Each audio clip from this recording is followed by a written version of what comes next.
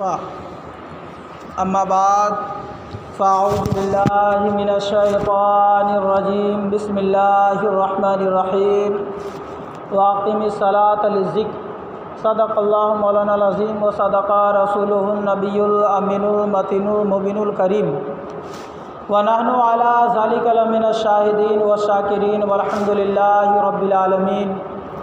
आइए एक बार आक़ाए नामदार मदीने के ताजदार गुंबद खज़रा में आराम फरमाने वाले आक़ा जनाब मोहम्मद रसूलुल्लाह सल्लल्लाहु ताला अलैहि वसल्लम की बारगाह बेकस पनाह में बुलंद आवाज़ से मिलकर पढ़े दुरूद पाक अल्लाहुम्मा सल्लि अला सय्यदिना शफ़ियाना मौलाना मुहम्मदिन बारिक वसल्लम सल्लु अलैहि सलातो व सलाम अलैका या हबीबी या सय्यदी या रसूलुल्लाह सल्लल्लाहु ताला अलैहि वसल्लम। अज़ीज़ान मिल्लत इस्लामिया, आज शाबानुल मुअज़्ज़म की 24 तारीख़ है और इंशाअल्लाहुल अज़ीज़ आने वाला महीना जो है रमज़ानुल मुबारक का है।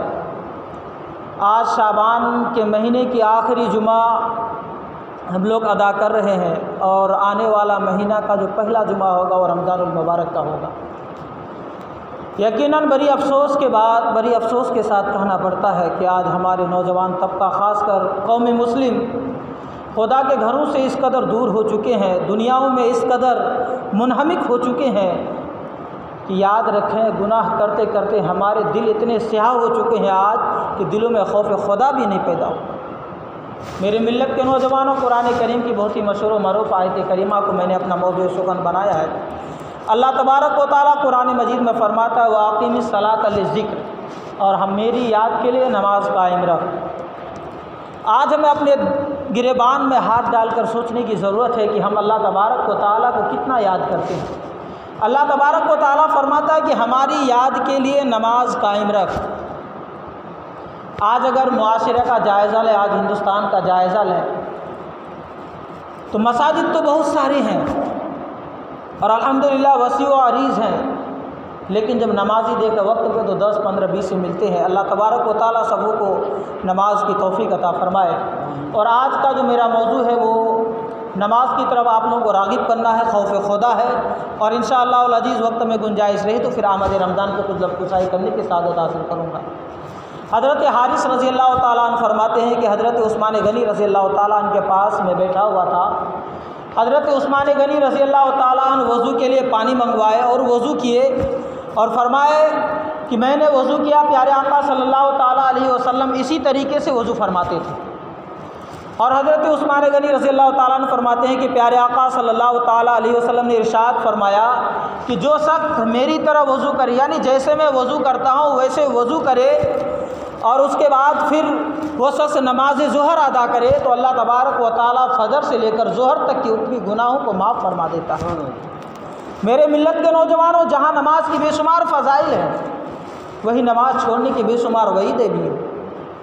और आगे फरमाते हैं कि अगर कोई शख्स असर की नमाज अदा करता है तो फिर अल्लाह तबारक व तआला ज़ोहर से लेकर असर तक के दरमियान की गुनाहों को माफ़ फरमा देता है। फिर जब बंदा मगरिब की नमाज़ें अदा करता है तो अल्लाह तबारक व तआला असर से लेकर मगरिब तक के गुनाहों को माफ़ फरमा देता है। और फिर जब इंसान इशा की नमाज़ें अदा करता है तो अल्लाह तबारक व तआला मगरिब से लेकर इशा तक की गुनाहों को माफ़ फरमा देता है। और फिर जब बंदा रात में सो जाता है, फ़जर उठ के अदा करता है तो अल्लाह तबारक व तआला इशा से लेकर फ़जर तक की गुनाहों को माफ़ फरमा देता है। मेरे मिल्लत के नौजवानों, देखिए नमाज़ पढ़ने की कितनी बेशुमार फ़ज़ाइल है। जब हम फ़ज़ाइल सुनते हैं तो झूम जाते हैं, खुशी से मचल उठते हैं, लेकिन याद रखें हमने इसके दूसरे पहलू को नहीं देखा कि जहाँ नमाज पढ़ने के बेशुमार फ़ज़ाइल हैं वही नमाज छोड़ने के बेशुमार वईदें भी हैं। हज़रत मूसा अलैहिस्सलाम का ज़माना था, एक औरत से ज़िना का फ़ेल कभी सरजद हो गया और ज़िना से उस औरत का हमल ठहर गया और जब बच्चा पैदा हुआ तो उस औरत ने उस बच्चे को मार डाला, यानी कत्ल कर दिया। जब कत्ल कर दिया तो उस औरत को एहसास गुनाह हुआ। बाद में उसको एहसास हुआ कि मैंने जो ये गुनाह किया है बहुत बड़ा गुनाह है ये। तो वो अपनी गुनाहों की माफ़ी कराने के लिए अपने वक्त के नबी हज़रत मूसा अलैहिस्सलाम के पास गए और जाकर के अपनी पूरी रुदात पेश की, अपनी पूरी कहानी सुनाए।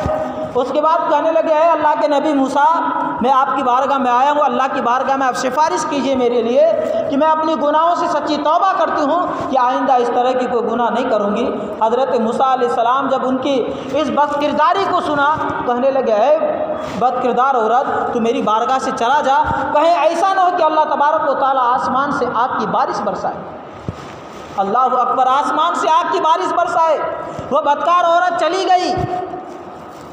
फ़ौरन हज़रत जिब्रील अमी हाजिर खिदमत हुए, अर्ज़ करने लगे कि अल्लाह तबारक व तआला फरमाता है कि आपने एक गुनहगार बंदी को, अल्लाह के जो आपकी बारगाह में तौबा के लिए आए थे, आप उसको भगा दिए। आपके बारगाह में एक अल्लाह की गुनहगार बंदी जो तौबा के इरादे से आई थी, आपने उसको भगा दिया। कि आपने इससे ज़्यादा बड़ा गुनहगार शख्स को नहीं देखा? हज़रत मूसा अलैहिस्सलाम अर्ज़ करने लगे, जिब्रील, इससे बड़ा गुनहगार शख्स कौन है? कहने लगे कि मूसा, इससे बड़ा गुनहगार शख्स वो है जो नमाज को छोड़ता है, नमाज नहीं पढ़ता है। अल्लाह अकबर कबीरा। मेरे मिल्लत के नौजवानों, ज़रा सोचो तो सही, ज़िना इतना बड़ा गुनाह है, इतना बड़ा गुनाह है, लेकिन नमाज छोड़ना उससे भी बड़ा गुनाह है। कत्ल करना इतना बड़ा गुनाह है, लेकिन नमाज छोड़ना कत्ल करने से भी बड़ा गुनाह है। अब सोचे तो सही कि आज हम चलते फिरते घूमते जो है तो रास्ता चलते नमाज छोड़ देते हैं, मार्केट में घूमते फिरते रहते हैं, बाज़ार के चक्कर में हम नमाज़ें छोड़ देते हैं। लेकिन याद रखिए, नमाज को तर्क करना ज़िना करने से भी बड़ा गुनाह है, कत्ल करने से भी बड़ा गुनाह है। याद रखिए, जहन्नम में सबसे बदतरीन अज़ाब अगर किसी को दिया जाएगा तो बेनमाजी को दिया जाएगा। हज़रत इमाम आज़म अबू हनीफ़ा रज़ी अल्लाह ताला अन्हु फरमाते हैं कि जो शख्स नमाज में सुस्ती करता है, आज हम सुस्ती की वजह से भी नमाज छोड़ देते, जाने दे यार, पढ़ लेंगे ज़ोहर थोड़ा थोड़ा, असर पढ़ लेंगे, असर में जाकर के दोनों वक्त की नमाज़ें पढ़ लेंगे। लेकिन याद रखें मेरे मिल्लत के नौजवानों, हज़रत इमाम आज़म अबू हनीफ़ा रज़ी अल्लाह ताला अन्हु फरमाते हैं कि जो शख्स सुस्ती की वजह से नमाज छोड़ दे या काहली की वजह से नमाज छोड़ दे, तो डर है कि जब मरेगा तो वह काफिर होकर मरेगा। अल्लाह अकबर। नमाज छोड़ने वालों के लिए डर है। सुस्ती की वजह से छोड़ दे तो डर है कि जब मरेगा तो काफिर होकर मरेगा। इसका मतलब यह है कि मरने से पहले उसका ईमान छीन लिया जाएगा, उसका ईमान सल्ब कर लिया जाएगा। इमाम अहले सुन्नत फतवा रज़िया में नकल करते हैं कि जो शख्स नमाज पढ़ता है और रुकू अच्छी तरीके से नहीं करता, दुरुस्त तरीके से नहीं करता है, तो डर है कि वो मरेगा तो काफिर होकर मरेगा। अल्लाह अकबर। मेरे मिल्लत के नौजवानों, ज़रा सोचो तो सही, नमाज पढ़ने वालों का ये हाल है। आज तो बहुत तरह के नमाजी मिलेंगे आपको मस्जिद में, उठक बैठक वाले भी मिलेंगे, खुशू खुजू वाले भी मिलेंगे, उसके बाद सुकून इत्मीनान वाले भी मिलेंगे, इस तरह के नमाजी भी मिलेंगे। मेरे मिल्लत के नौजवानों, रुकू का मतलब यह है कि जब आप नमाज पढ़ें तो अच्छी तरीके से रुकू करें, आपकी पीठ सीधी होनी चाहिए। इमाम अहले सुन्नत फरमाते हैं कि अगर जो शख्स नमाज तो पढ़ता है लेकिन अच्छी तरीके से वज़ू, अच्छी तरीके से रुकू नहीं करता है, तो डर है कि जब मरेगा तो काफिर होकर मरेगा। तो मेरे मिल्लत के नौजवानों, ज़रा सोचने की ज़रूरत है कि नमाज पढ़ता है वो शख्स लेकिन अच्छी तरीके से वज़ू नहीं करते, अच्छे तरीके से रुकू नहीं करता है, तो उसके लिए खात्मा कुफ्र पर अंदेशा है। तो जो शख्स सिरे से नमाज ही नहीं पढ़ता, उसका हाल क्या होगा, उसका अंजाम क्या होगा? क्या हमारे जिस्म में इतनी कुव्वत है कि अल्लाह के अज़ाब को बर्दाश्त कर सकें? क्या हमारे जिस्म में इतनी ताकत है कि अल्लाह के अज़ाब को हम बर्दाश्त कर लें? अपना हाल तो यह है कि अगर मच्छर डंक मार दे तो हम उसको बर्दाश्त नहीं कर सकते। मच्छर अगर काट ले हमें तो हम उस मच्छर की काटने को हम बर्दाश्त नहीं कर सकते। प्यारे आका सल्लल्लाहु अलैहि वसल्लम के फरमान को भूल गए। प्यारे आका सल्लल्लाहु अलैहि वसल्लम ने फरमाया कि जो शख्स प्यारे आका सल्लल्लाहु अलैहि वसल्लम ने फरमाया कि जो शख्स नमाज को तर्क करता है, कब्र में उस पर 99 सांप मुसल्लत किए जाएंगे। अल्लाह अकबर। जो शख्स नमाज तर्क करता है, छोड़ देता है, उसके लिए 99 सांप उसके कब्र में मुसल्लत किए जाएंगे। और उनमें से एक सांप की कुव्वत और ताकत का आलम यह होगा कि अगर वो किसी पहाड़ पर अगर डंक मारे तो पहाड़ रेजा रेजा हो जाए। अल्लाह अकबर। एक सांप की ताकत का ये आलम है। तो 99 सांप जिनके कब्र में रखे जाएंगे, उस एक मुर्दे का क्या हाल होगा, क्या कैफियत होगी? कहाँ जाएंगे दुकान, कहाँ जाएंगे मकान, कहाँ जाएंगे खेत खलियान, कहाँ जाएंगे कारोबार? मेरे मिल्लत के नौजवानों, अब दिल के कानों से सुनो। अगर आप कील ठोकते वक्त हथौड़ा से कील ठोकते हैं और कील ठोकते वक्त अगर हथौड़ा कील पे ना लग के आपके उंगली में लग जाए तो आप किस कदर बेचैन हो जाते हैं, किस कदर बेकरार हो जाते हैं, तड़पने लगते हैं। इस हथौड़ा जिस आपके हथौड़े से आप ही की उंगली में चोट लगी तो आप इस तरह बेचैन बेकरार हो जाते हैं, तो क्या अल्लाह के अज़ाब को बर्दाश्त कर सकेंगे? क्या अल्लाह के अज़ाब को बर्दाश्त कर सकेंगे? आपके जिस्म में इतनी ताकत और क़ुव्वत है? अगर नहीं कर सकेंगे तो मेरे मिल्लत के नौजवानों, चलते फिरते नमाज को मत छोड़िए, नमाज को उसके वक्तों में अदा कीजिए। प्यारे आका सल्लल्लाहु अलैहि वसल्लम इरशाद फरमाते हैं कि जो शख्स एक वक्त की नमाज को छोड़ता है, यानी जिसने जानबूझकर एक वक्त की नमाज को तर्क किया, उसको 80,000 साल एक वक्त की नमाज के बदले में जहन्नम में जलाया जाएगा। अल्लाह अकबर। 80,000 साल किसको कहते हैं? आज हम बिस्तरों में फजर की नमाज़ें तर्क करते हैं, मोबाइल में गेम खेलते हुए, मोबाइल चलाते हुए, दोस्त यारों के साथ गपशप करते हुए मोबाइल आज जो है तो नमाज़ें तर्क करते हैं। मुसलमानों ज़रा सोचो तो सही। प्यारे आका सल्लल्लाहु अलैहि वसल्लम इरशाद फरमाते हैं, जो शख्स जानबूझकर नमाज़ें छोड़ देता है उसका नाम जहन्नम के दरवाजे पर लिख दिया जाता है, और जिसका नाम जहन्नम के दरवाजे पर लिख दिया जाता है उसका जहन्नम में जाना यकीनी है। मेरे मिल्लत के नौजवानों, जहाँ नमाज़ पढ़ने की बेशुमार फ़ज़ाइल है, जो बेशुमार फ़ज़ाइल है, वहीं तर्क सलात पर बेशुमार वईदें भी। प्यारे आका सल्लल्लाहु ताला अलैहि वसल्लम ने चाहा कि मैं उन घरों में आग लगा दूँ। प्यारे आका सल्लल्लाहु ताला अलैहि वसल्लम ने फरमाया कि मैं उन घरों में आग लगा दूँ जिस घर के लोग मस्जिद में नमाज़ पढ़ने के लिए नहीं आते हों। प्यारे आका सल्लल्लाहु अलैहि वसल्लम ने चाहा लेकिन आग नहीं लगाए, कि वो आग लगाने नहीं बल्कि आग बुझाने आए थे। फैज़ जलील खलील से पूछो, वो आग में बाग लगाने आते, आग में बाग लगाने आए थे, वो आग लगाने नहीं बल्कि आग बुझाने आए थे। प्यारे आका ने चाहा कि मैं चाहता हूँ कि उन घरों में आग लगा दूँ जिस घर के लोग मस्जिद में नमाज़ पढ़ने के लिए नहीं आते हैं। चाहा लेकिन आग नहीं लगाई। लेकिन अल्लाह अपने महबूब की चाहत को पूरा करने में जल्दी करता है। महबूब ने चाहा और अल्लाह ने आपके घरों में आग लगा दी। जल सब रहे हैं, जल सब रहे हैं। बाप बेटे में नहीं बनती है, आग नहीं तो और क्या है। बेटा अपने बाप को आंखें दिखा रहा है, यह आग नहीं तो और क्या है। बेटा अपने बूढ़े माँ बाप को छोड़कर भाग रहा है, यह आग नहीं तो और क्या है। 30-30 साल की बच्चियां हो गई, अच्छे रिश्ते नहीं मिल रहे, यह आग नहीं तो और क्या है। लाखों कमा की भी बरकतें नहीं है कारोबार में, यह आग नहीं तो और क्या है। बिस्तरों में करवटें ले रहे हैं, सुकून की नींद नहीं आती, आग नहीं तो और क्या है। मेरे मिल्लत के नौजवानों, अगर ये आग दिखने वाली होती तो पूरे के पूरे मोहल्ला इस आग को बुझाने के लिए भागता, बुझाने के लिए दौड़ता। अल्लाह तबारक व तआला ने अपने महबूब की चाहत पर आपके घरों में जो आग लगाई है, ये आग किसी ऑक्सीजन से नहीं बुझा सकते, इस आग को किसी पानी से नहीं बुझा सकते, इस आग को किसी मिट्टी से नहीं बुझा सकते। इस आग को बुझाने का एक ही तरीका है। अगर आप चाहते हैं कि इस आग को बुझाएं तो आप सच्चे दिल से अल्लाह के घरों को आबाद करें, सच्चे दिल से अपने पिसाने को सजदे करके नबी की आंखों को ठंडक पहुंचाएं। अल्लाह तबारक व तआला आपके घरों की आग को बुझा देगा। अल्लाह तबारक व तआला आपके घरों की आग को बुझा देगा। मेरे मिल्लत के नौजवानों, आज ये अल्लाह तबारक व तआला का शुक्र एहसान है कि अल्लाह तबारक व तआला ने हमें सेहत अता की, अल्लाह तबारक व तआला ने हमें आँख हाथ पैर अता किए। उसके बाद भी अगर हम अल्लाह तबारक व तआला की हुक्म की बजा आवरी न लाएं तो फिर हमसे बड़ा नाशुक्रा कौन हो सकता है। आज एक इंसान को देखिए, आपके पास वक्त है, अभी मौका है, आपके हाथ पैर सलामत है, आप चलकर मस्जिद में आ सकते हैं। जो आज अपाहिज हो गए हैं, जिनके पैर टूट गए हैं, जिनके हाथ टूट गए हैं, जिनके पास आंखें नहीं है, आप उनकी ज़िंदगी को देखिए, वो चाह के भी नहीं आ सकते। अगर वो चाहे भी कि हम मस्जिद चले जाएं तो चाह के भी नहीं आ सकते, क्योंकि उनको लाने वाला कोई नहीं है। वो आ नहीं सकता अकेले, आंखों से दिख नहीं रहा, वो आएंगे कैसे? जाकर के नाले में गिर जाएंगे, गड्ढे में गिर जाएंगे।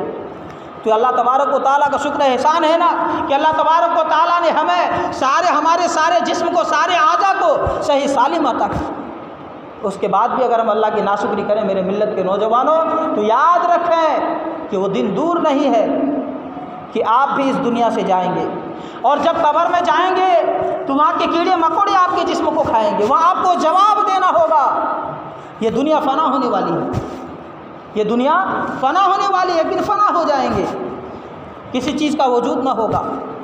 मेरे मिल्लत के नौजवानों, इसीलिए अपने दिलों में खौफ खुदा पैदा करें और मस्जिदों को आबाद करें। जब वक्त आए, आप जिस जगह भी हो, अल्लाह तबारक व तआला ने पूरे रुए ज़मीन को सजदागाह बनाया है, पूरे रुए ज़मीन को सजदागाह बनाया है। जहाँ भी आप रहे, नमाज का वक्त हो, आप सबसे पहले नमाज अदा कीजिए। आज हमारे दिलों से खौफ खुदा निकल चुका है। मिशकात शरीफ की हदीस पाक है, प्यारे आका सल्लल्लाहु अलैहि वसल्लम ने इरशाद फरमाया, जिस तरीके से लोहा को पानी लगने से जंग लग जाता है, उसी तरह इंसान के दिलों में भी जंग लग जाता है। तो सहाबा ने अर्ज़ की, या रसूलल्लाह सल्लल्लाहु अलैहि वसल्लम, उस जंग को कैसे दूर किया जाए? तो प्यारे आका सल्लल्लाहु अलैहि वसल्लम ने इरशाद फरमाया कि उस जंग को दूर करने का तरीका ये है कि मौत को कसरत से याद करो और कुरान करीम की तिलावत करो। जब हम कुरान की तिलावत करेंगे, नमाज़ें पढ़ेंगे, मौत को याद करेंगे, तो हमारे जो दिलों में दुनिया बसे हुए हैं वे यकीनन दूर हो जाएंगे। मेरे मिल्लत के नौजवानों, माह रमज़ान की आमद अल्लाह तबारक व तआला का शुक्र एहसान है कि अल्लाह तबारक व तआला ने फिर हमें एक मरतबा माह रमज़ान जैसी नेमतों से माला माल किया।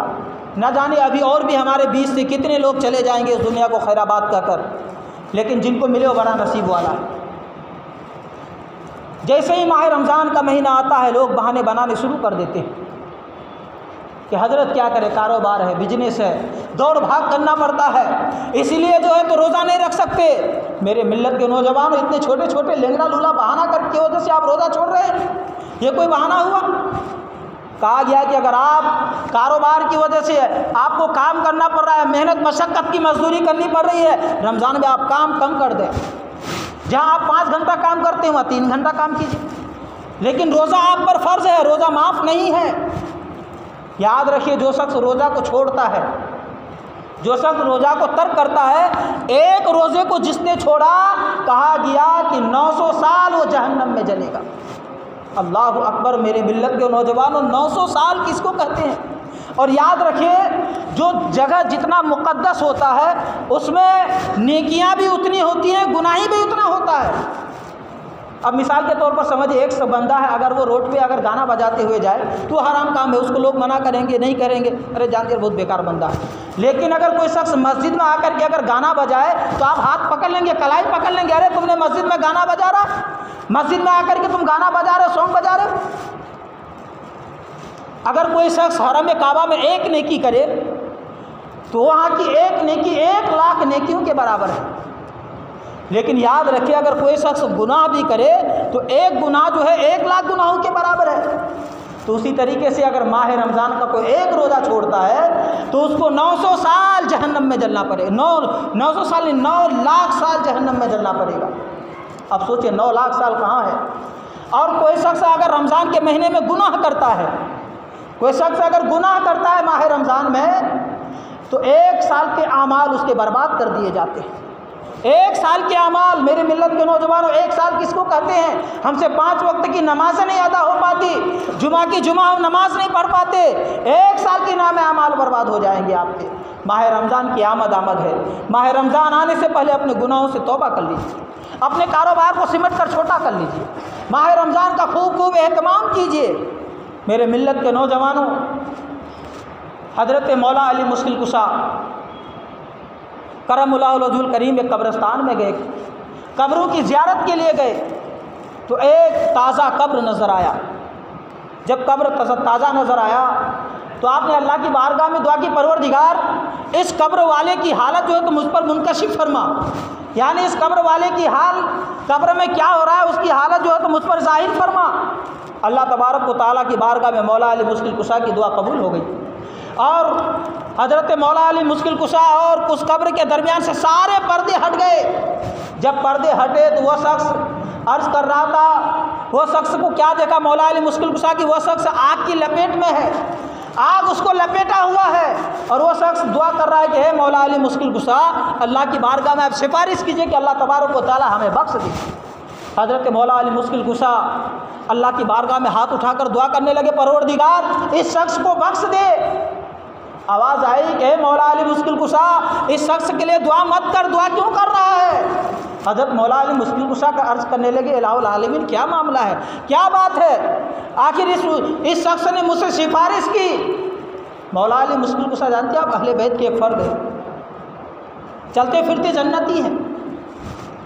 वो अर्ज़ करते इलाहुल आलमीन आखिर क्यों मना कर रहे हैं दुआ करने के लिए। आवाज़ आई हातिफ़ निदा दी, ये मौला अली मुश्किल कुशा, ये शख्स माह रमज़ान में रोज़ा तो रखता था लेकिन गुनाहों से नहीं बचता था।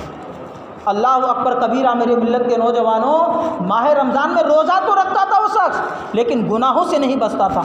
चुगलखोरी करता था, गिबत करता था, पड़ोसियों को सताता था और तरह तरह की गुनाहें करता होगा। न जाने कौन कौन सी गुनाहें किया होगा जिसकी वजह से रोज़ा रखने के बावजूद भी वो जहन्नम में मुब्तला है। तो जो सिरे से रोज़ा ही नहीं रखता उसका हाल क्या होगा, उसका हाल क्या होगा। मेरे मिल्लत के नौजवानों, माह रमज़ान की आमद है। अगला जुमा माह रमज़ान का होगा। अगर चाँद नज़र आ गया तो जुमेरात को पहला रोज़ा होगा, बुध को पहली तरावी होंगी, और अगर चाँद बुध को नज़र नहीं आया 29 के एतबार से तो जुमेरात को जो है तो पहली तरावी होंगी, जुमा को पहला रोज़ा होगा। क्या हमारे पास इसके लिए कोई तैयारी है? कुछ भी तैयारी नहीं है, क्योंकि हमें रोज़ा ही नहीं रखना है तो तैयारी क्या है।